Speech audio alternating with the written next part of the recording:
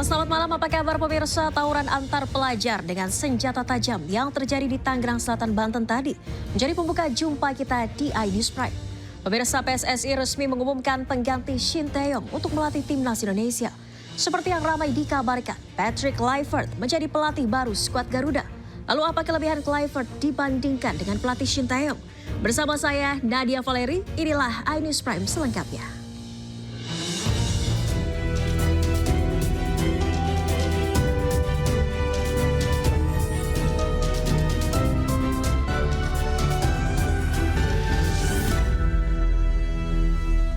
Pemirsa, suami istri di Pemalang, Jawa Tengah terpaksa kehilangan uang 900 juta rupiah usai ditipu oknum anggota polisi. Pelaku menjanjikan dua anak korban bisa menjadi anggota Polres Pemalang. Namun uang yang dibayarkan korban justru diduga habis dipakai pelaku untuk judi online.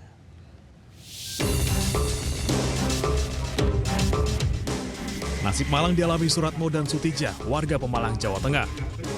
Mereka terpaksa kehilangan uang 900 juta rupiah usai tertipu oknum anggota Polres Pemalang berinisial Bribtu WR. Pelaku menjanjikan kedua anak korban bisa menjadi anggota di Polres Pemalang sejak Mei 2020. Namun hingga kini janji tersebut tidak terlaksana dan uang pun lenyap.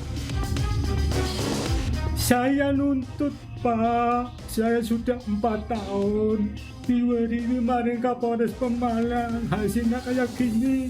Belum ada kepastian, Pak Presiden, Pak Mabes. Tolong, Pak Men, sayang uang saya kembali. Sementara Polda Jawa Tengah akan menggelar sidang kode etik terhadap pelaku. Polda Jateng akan menyelidiki kemana aliran uang ratusan juta tersebut yang diduga digunakan Bribtu WR untuk judi online. Kemudian untuk kasus etikanya sedang ditangani oleh Propam sana, dalam waktu dekat akan dilakukan sidang kode etik terhadap yang bersangkutan. Dipecat, Pak? Ya, kita lihat hasil putusan sidangnya seperti apa. Kapan? Minggu ini bisa hari ini atau ini, tapi minggu ini sudah sesegera mungkin dilakukan sidang kode etik. Di sisi lain, berkas kasus dugaan pidana penipuan Bribtu WR telah diterima dan tengah diteliti Kejaksaan Negeri Pemalang. Kejari Pemalang berkomitmen untuk segera menyelesaikan tahap penelitian berkas agar kasus ini dapat segera dilimpahkan ke pengadilan. Terkait hal tersebut, dari penyidik telah menyerahkan ke kami, Pak, ya, kemarin. Cuman sampai sekarang masih dalam tahap penelitian, Pak. Akan segera kami lihat apakah sudah dipenuhi atau belum petunjuk kami sebelumnya. Penyerahannya terakhir tanggal berapa ya, Pak? Baru minggu kemarin, Pak. Minggu kemarin hari Jumat, nggak salah. Kasus ini telah bergulir sejak 2020. Mediasi antara korban dan pelaku telah dilakukan hingga tahun 2023, namun tidak juga membuahkan hasil. Dari Pemalang dan Semarang, Jawa Tengah, Suryono, Kristadi, iNews melaporkan. Kapolda Banten Irjen Pol Suyudi Aryo Seto memutasi Kapolsek Cinangka AKP Asep Irwan Kurniawan bersama dua anggotanya. Mutasi atau pemindah tugas tersebut sebagai pemeriksaan khusus yang dilakukan Propam Polda Banten.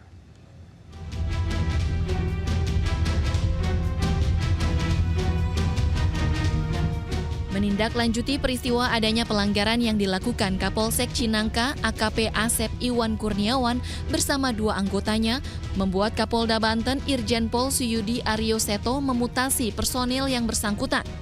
Hal ini berdasarkan surat telegram Kapolda Banten tentang mutasi personil di lingkungan Polda Banten dalam rangka pemeriksaan oleh bidang profesi dan pengamanan. Kapolda Banten secara tegas telah menindaklanjuti dugaan pelanggaran yang dilakukan Kapolsek Cinangka beserta dua anggota lainnya terkait adanya dugaan ketidakprofesionalan dalam melaksanakan tugas. Dengan TR yang ditandai Bapak Kapolda bahwasanya ada mutasi jabatan di lingkungan Polda Banten, yaitu Kapolsek Cinangka dan dua anggota lainnya terkait dengan apa yang telah terjadi, yaitu pertanggungjawabkan dan saat ini sedang nanti mutasinya di Yanma untuk proses pemeriksaan oleh Bitpropam. Sebelumnya seorang pemilik mobil rental tewas ditembak pelaku penggelapan mobil di res area kilometer 45 di Kecamatan Jayanti, Kabupaten Tangerang, Banten pada Kamis dini hari. Korban tewas akibat luka tembak di bagian dada, sedangkan rekannya kritis lantaran terkena tembakan di bagian sisi perut saat akan mengamankan mobil miliknya. Dari Serang, Banten, Mahesa Apriandi, iNews melaporkan. Pemirsa, keluarga korban penembakan di Res Area 45 Tol Tangerang Merak membantah bahwa pihaknya sempat mengeroyok pelaku penembakan. Pihaknya juga menyesalkan pernyataan TNI Angkatan Laut yang menyebut adanya pengeroyokan kepada pelaku yang memicu aksi penembakan.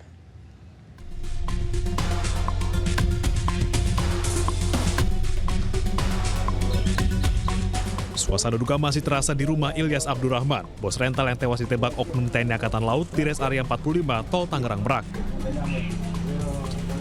Sejumlah kerabat hingga relasi bisnis korban masih berdatangan ke rumah duka. Pihak keluarga korban berharap perlindungan ke Lembaga Perlindungan Saksi dan Korban atau LPSK dan meminta keadilan ke Presiden Prabowo terkait nasib keluarga mereka saat ini. Tidak hanya perlindungan, keluarga juga membantah adanya aksi pengeroyokan terhadap para pelaku. Keluarga pun menyesalkan adanya pernyataan pengeroyokan kepada para oknum tentara sebelum kejadian penembakan. Disayangkan sekali karena kejadiannya tidak seperti itu. Kejadian di KM 45 ada terkaitannya di Sakati Pandeglang. Dan saya pun sebelumnya belum diperiksa dari pihak TNI bahwa kejadian seperti apa. Ternyata sudah terjadi statement bahwa kita terjadi pengeroyokan itu, saya sangat gimana ya, susah banget untuk mencari keadilan di negara ini karena tidak sesuai apa yang fakta yang sebenarnya terjadi. Sebelumnya, Panglima Komando Armada RI Laksamana Madya TNI Denny Hendrata mengakui orang yang menembak pemilik rental mobil hingga tewas adalah prajurit TNI AL. Pihaknya menyebut salah satu dari 3 anggota TNI AL tersebut dikeroyok oleh orang tidak dikenal yang diduga rombongan korban. Kita yang pada saat itu berada di pangkalan Pondok Dayung, yaitu Sertu AA, Sertu RH, dan KLKBA, di mana mereka mengalami pengeroyokan oleh sekitar 15 orang tak dikenal di res area kilometer 45 Tol Merak Tangerang. Insiden berpangkal dari permasalahan pokok yaitu pembelian mobil. Sebelumnya, bos rental mobil Ilyas Abdurrahman meregang nyawa di res area kilometer 45 Tol Tangerang Merak pada Kamis 2 Januari. Korban tewas saat akan mengambil mobil rentalan miliknya yang digelapkan oleh pelanggannya sendiri. Dari Kabupaten Tangerang, Banten, Aimarani, iNews melaporkan. Pemirsa, PSSI resmi mengumumkan pengganti Shin Tae-yong untuk melatih timnas Indonesia. Seperti yang ramai dikabarkan, Patrick Kluivert menjadi pelatih baru skuad Garuda.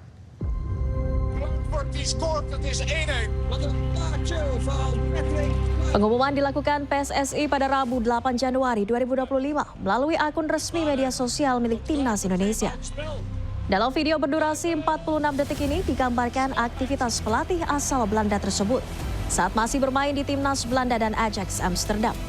Sementara di akhir video bertuliskan "Selamat datang Patrick Kluivert".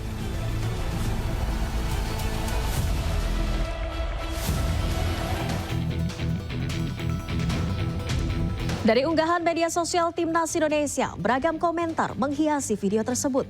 Sebagian besar mendukung keputusan PSSI mengganti Shin Tae-yong dengan Patrick Kluivert. Selain itu, dukungan demi dukungan juga dituliskan netizen untuk timnas Indonesia.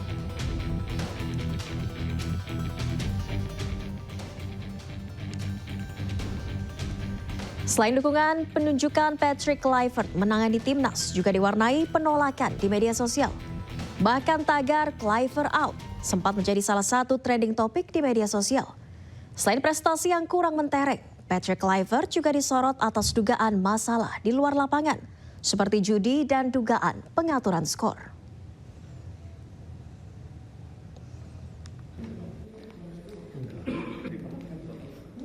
Anggota Exco PSSI Arya Sinulinga membantah jika pelatih pengganti Shin Tae-yong merupakan seseorang yang bermasalah dengan judi dan pengaturan skor. Hal ini dikarenakan Kluivert tidak di blacklist di Eropa, sehingga rumor terkait dengan dirinya yang bersangkutan dengan judi dan pengaturan skor merupakan hoax. Ketika setelah kalah lawan Cina. Susah juga ya kita ngomong apa semua. Yang pasti kalau dia terlibat match fixing ataupun pengaturan skor atau apapun yang berhubungan judi dengan itu, udah pasti orangnya di blacklist di Eropa. udah pasti di blacklist di Eropa kalau dia terlibat. Jadi kalau ada hoax apapun namanya itu, entah siapapun namanya terserah lah ya. Yang pasti setahu kami kalau orang terlibat match fixing, terlibat pengaturan skor, terlibat akibat-akibat semua itu karena akhirnya membuat pertandingan apapun semua itu pasti sudah di blacklist di Eropa. Sementara itu pemirsa, pengamat sepak bola Wesley Hutagalung menilai pemecatan Shin Tae-yong dari pelatih timnas Indonesia berdasarkan hasil evaluasi. Wesley juga menilai Patrick Kluivert bisa menjalin komunikasi baik dengan pemain timnas yang mayoritas berdarah Belanda. Kalau oleh Romeni masuk, kemudian Jero Ridewald masuk, bisa jadi ini tinggal 1 atau 2 paling banyak pemain lokal kita. Saya harus menyebut pemain lokal lagi karena proses pergantian pelatih kita kan menyangkut yang namanya pemain diaspora, pemain naturalisasi tidak lagi cocok atau tidak menganggap Shin Tae-yong pas untuk melatih mereka. Jadi saya harus mengatakan lagi pemain lokal dan pemain diaspora karena pengkubuan ini membuat alasan Shin Tae-yong harus terdepak sebelum kontraknya selesai 2007. Kekurangannya adalah kematangan dia, kemampuan dia teruji sebagai pelatih. Apalagi saat ini kita mengejar yang namanya tiket Piala Dunia. Itu dia tidak punya tekanan sekuat itu sebagai pelatih. Ketika dia melatih Adana pun tidak di klub Turki tidak selesai, diputus tengah jalan. Dia melatih Curaçao pun tidak selesai dan Curaçao tidak berburu tiket Piala Dunia. Itu kelemahan yang harus kita perhatikan dari sekarang. Jadi ekspektasi yang terlalu tinggi. Kelebihannya mungkin dia akan membangun suasana yang kondusif terhadap tim ini, terutama pemain diaspora, pemain naturalisasi, dan kemampuan dia berbahasa, berkomunikasi dengan cepat. Karena dia bisa berbahasa Inggris paling tidak, selain bahasa ibunya, bahasa Belanda. Karena tidak semua pemain diaspora kita kan asal Belanda. Jadi ini adalah keuntungan bahwa yang disebut Pak Erick Thohir ada kendala komunikasi, ada kendala strategi bersama pemain-pemain. Itu menjadi keunggulan Patrick Kluivert. Kalau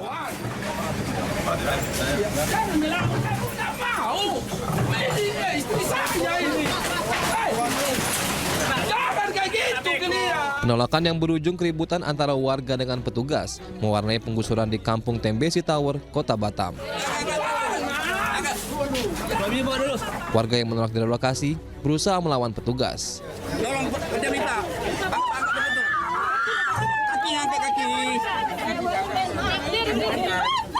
Bahkan seorang ibu rumah tangga terpaksa diangkat paksa oleh polisi wanita yang bersiaga.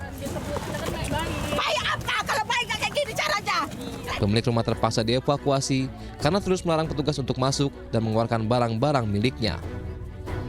Setelah dikosongkan, sejumlah alat berat kemudian dikerahkan untuk merobohkan sekitar 310 bangunan yang dihuni lebih dari 200 kepala keluarga. Warga yang menolak direlokasi mengaku kecewa dengan pemilik lahan yang belum memenuhi keinginan warga untuk membayar ganti rugi. Jadi kami ini semua mutar sana, mutar sini, mutar sana. Tapi berani enggak petugas itu, biar dia yang merobohkan rumah saya, kunci total rumah saya sekarang. Saya lihat dulu, itu melanggar hukum. Saya akan tuntut sampai dimanapun. Kalau orang itu membongkar rumah saya tuntut sampai dimanapun. Kondusif, cuma ada beberapa tadi seperti yang sama-sama kita amankan, kita kasih pengertian Pak Tambunan ya.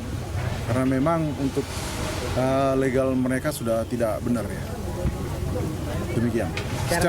Secara keseluruhan berjalan dengan baik, kondusif, dan banyak rata-rata dari masyarakat yang sudah mengambil barangnya, meletakkan di luar untuk diangkut oleh tim. Dalam site plan-nya, lahan seluas 12 hektar milik PT Tanjung Piayu Makmur selaku pemilik lahan ini akan dibangun kawasan industri. Dari Batam, Kepulauan Riau, Gusti Yenosa, iNews melaporkan. Pemirsa, Hakim Konstitusi Anwar Usman terjatuh dan harus diopname di rumah sakit. Hal itu membuat sidang panel sengketa pilkada Kabupaten Banjarbaru tertunda. Anwar Usman hingga kini masih diobservasi di rumah sakit pasca terjatuh saat sedang berjalan. Buntut absennya Anwar Usman, sidang sengketa pilkada di panel 3 yang semula dijadwalkan berjalan Rabu pagi tadi harus dijadwalkan ulang. Anwar Usman masuk ke dalam komposisi hakim pada panel 3 bersama Arif Hidayat dan Eni Nurbaningsih. Semula Anwar Usman akan menjalani sidang sengketa Pilkada Banjarbaru pada pukul 8 pagi. Namun karena ia tiba-tiba terjatuh dan diopname di rumah sakit, sidang panel 3 menjadi tertunda.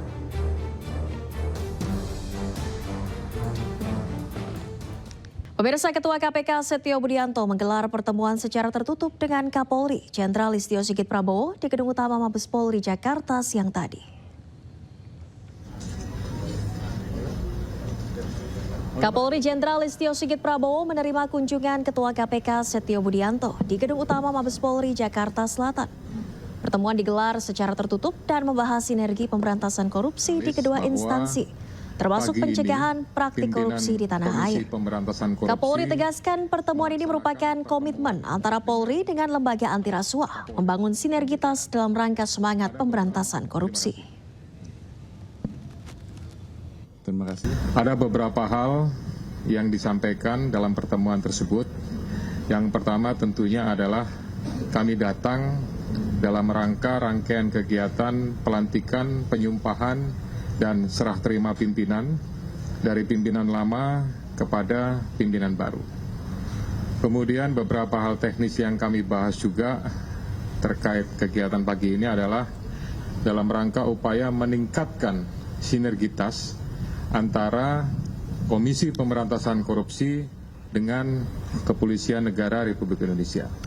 Sebenarnya sudah banyak hal yang dilakukan, tapi kami berharap dan kami menginginkan bahwa ada peningkatan-peningkatan yang akan terjadi dalam rangka upaya pemberantasan korupsi, mulai dari pendidikan, kemudian pencegahan, dan juga penindakan. Ini merupakan awal dari sinergitas yang akan terus kita tingkatkan dan kita bangun dalam hal melaksanakan pemberantasan korupsi.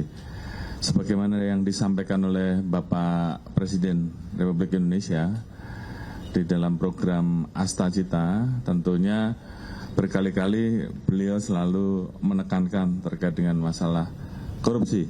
Dan ini tentunya menjadi komitmen kita bersama untuk betul-betul bisa melakukan perbaikan, pemberantasan terhadap korupsi, meningkatkan penerimaan negara, dan juga melakukan hal-hal yang bersifat efisiensi sehingga penggunaan anggaran negara betul-betul bisa optimal.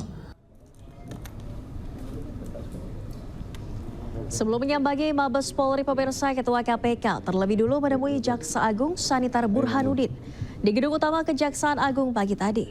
Dalam pertemuan tertutup ini, keduanya juga membahas kerjasama antar lembaga dalam pemberantasan korupsi di Indonesia. Melalui pertemuan ini, Jaksa Agung juga membantah adanya rivalitas antara Kejaksaan dan KPK terkait pemberantasan korupsi. Saya minta tolong juga pada teman-teman bahwa di antara kami itu tidak ada apa-apa.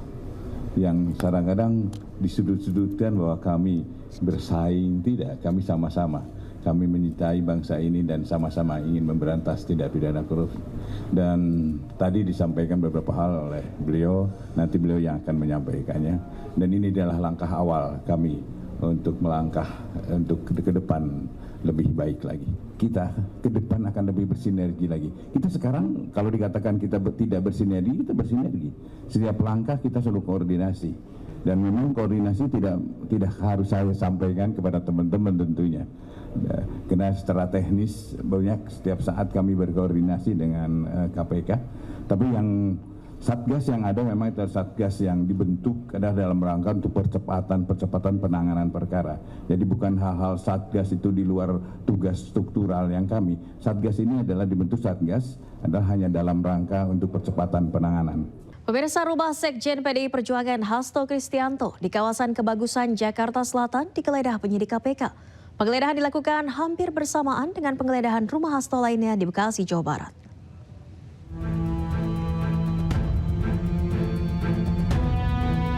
Tim penyidik Komisi Pemberantasan Korupsi mendatangi rumah Hasto Kristianto di Jalan Kebagusan 4 Dalam, Pasar Minggu, Jakarta Selatan. Kedatangan tim penyidik KPK pada Selasa malam menggunakan 8 mobil. Sejumlah penyidik datang bersama aparat kepolisian didampingi oleh RT RW setempat.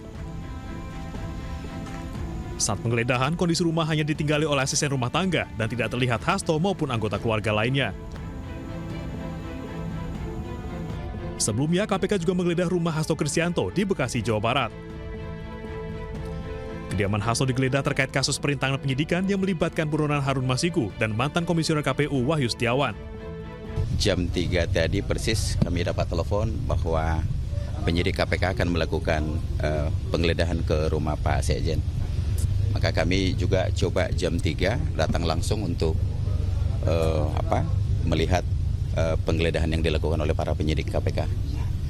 Ya, ada itu. beberapa barang yang diambil sama KPK nggak, Pak? Ya, ada cuman dapat satu flash disk sampai satu buku kecil tulisannya dari Mas Kusnadi. Itu aja. Yang satu koper di bawah itu apa, Pak? Enggak, yang kita terima sebagai berita penyitaan barang hanya kepada 2 bukti itu. Menurut mereka itu ada dugaan keterkaitan perkara terhadap Harun Masiku. Di sisi lain, Ketua KPK Setio Budianto menyebut penggeledahan di kediaman Sekretaris Jenderal PDI Perjuangan Hasto Kristianto sudah sesuai dengan prosedur.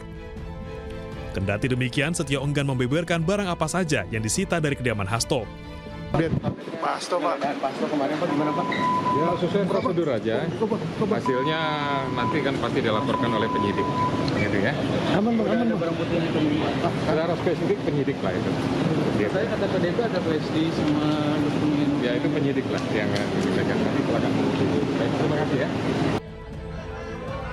Rumah Hasto Kristianto digeledah usai ia tidak hadir dalam panggilan KPK.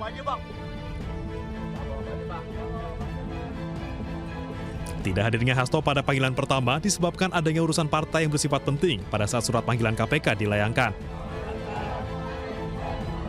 Dari Jakarta, tim liputan iNews melaporkan.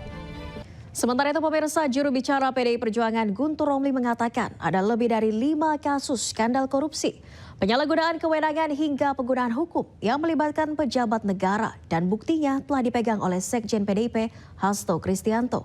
Hasto berencana membongkar skandal kasus korupsi tersebut dan berikut petikan dialog Guntur Romli dalam program Rakyat Bersuara.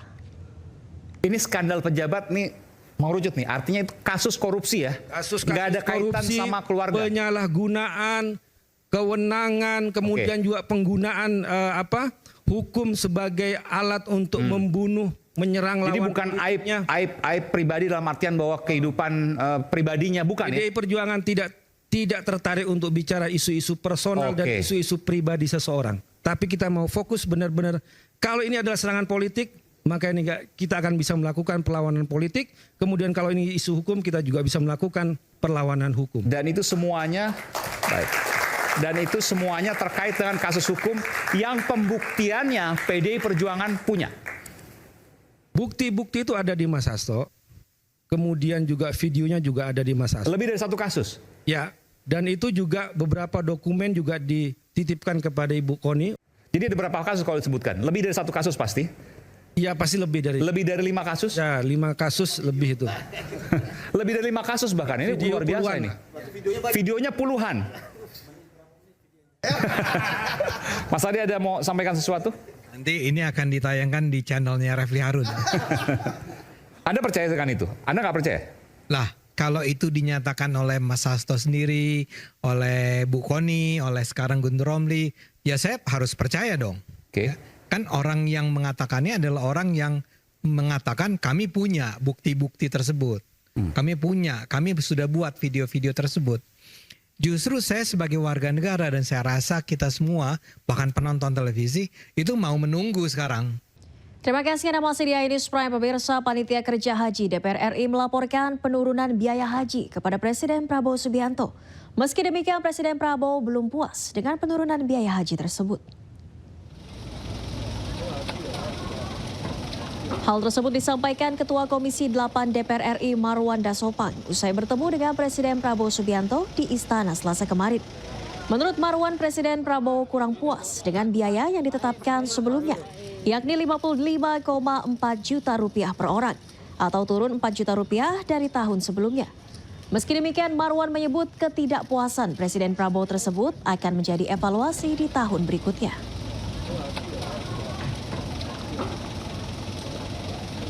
Tentu Pak Presiden mengucapkan terima kasih ke para anggota Panja, tetapi kelihatannya Pak Presiden masih belum puas. Masih kepingin sebetulnya masih di bawah itu. Tentu apakah ini menjadi kajian ulang kami, mungkin saja periode ini tidak karena sudah diambil keputusan, tetapi menjadi catatan kami, Komisi 8, bahwa arahan Pak Presiden sepertinya menginginkan sebetulnya di bawah itu. Kita ke informasi lainnya, pemirsa. Ikatan Dokter Indonesia atau IDI meminta masyarakat Indonesia tidak panik dengan merebaknya penyakit HMPV di Cina Utara karena mirip dengan flu biasa. Meski demikian, Menteri Kesehatan Budi Gunadi Sadikin meminta masyarakat tetap menjaga kesehatan.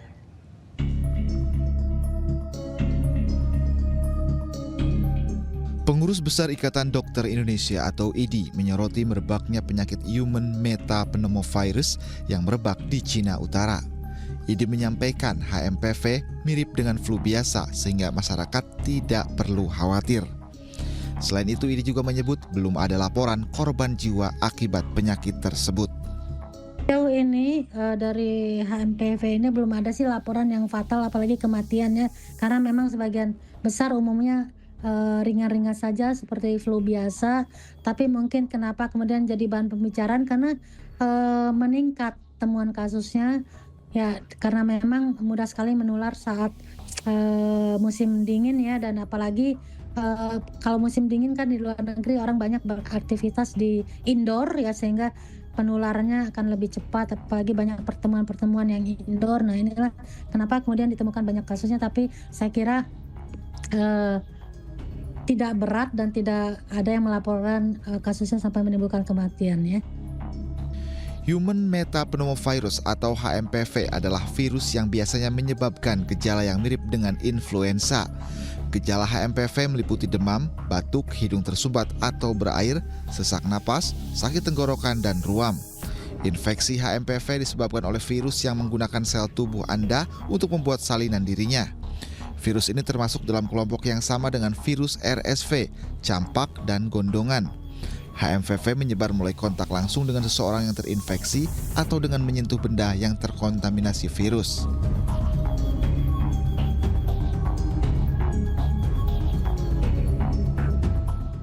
Menteri Kesehatan Budi Gunadi Sadikin memastikan bahwa wabah virus human metapneumovirus HMPV yang tengah merebak di Cina bagian utara hanya virus influenza dan tidak berbahaya seperti COVID. Namun demikian, Kemenkes mengimbau masyarakat untuk tetap menjaga kesehatan untuk mencegah risiko penularan virus ini.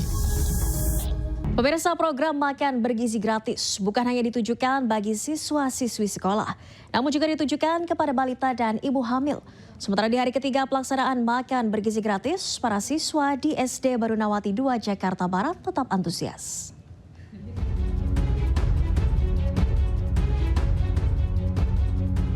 Selain ke sekolah-sekolah, program makan bergizi gratis juga disalurkan kepada ibu hamil, ibu menyusui, dan balita. Sebanyak 67 paket makanan ini disalurkan Satuan Pelayanan Pemenuhan Gizi SPPG Pulau Gebang melalui Posyandu Tunas Harapan 1 Pulau Gebang, Cakung. Berbeda dengan di sekolah, pemberian paket makanan bergizi gratis di Posyandu tidak dilanjutkan dengan makan bersama. Penerima diminta untuk membawa tempat makanan masing-masing dari rumah. Sejumlah penerima bantuan berharap menu bisa variatif, terutama untuk sayuran balita bisa dibedakan dengan dewasa. Kalau di Posyandu ini kan yang penerimanya ibu hamil dan ibu menyusui. Itu menunya berbeda, Ibu? Berbeda. Kalau yang ibu hamil itu ada tambahan telur, sama porsinya lebih besar. Lebih besar. Ya, lebih banyak lah gitu. Ya mungkin karena orang tua sama balita mungkin beda. Cuman sayurnya kayaknya sama. Itu tadi saya minta supaya yang balita itu kalau bisa sayurnya dikasih variasi yang jangan disamakan sama yang dewasa. Iya, soalnya kalau tempe memang anak-anak juga kurang suka gitu loh. Rata-rata seperti itu, Bu ya? Iya. Program makan bergizi gratis yang digagas pemerintah pusat di hari ketiga tetap disambut antusias para siswa di SD Barunawati 2 Jakarta. Di sekolah ini sebanyak 216 porsi makanan dibagikan kepada siswa. Para siswa pun nampak menikmati makanan yang disajikan dengan menu nasi putih, sayur tumis kacang panjang dan bakso, tempe orek, dan buah salak. Para siswa dan pihak sekolah berharap program makan bergizi gratis dapat terus terlaksana dan berkelanjutan. Dari Jakarta, Tim Liputan iNews melaporkan.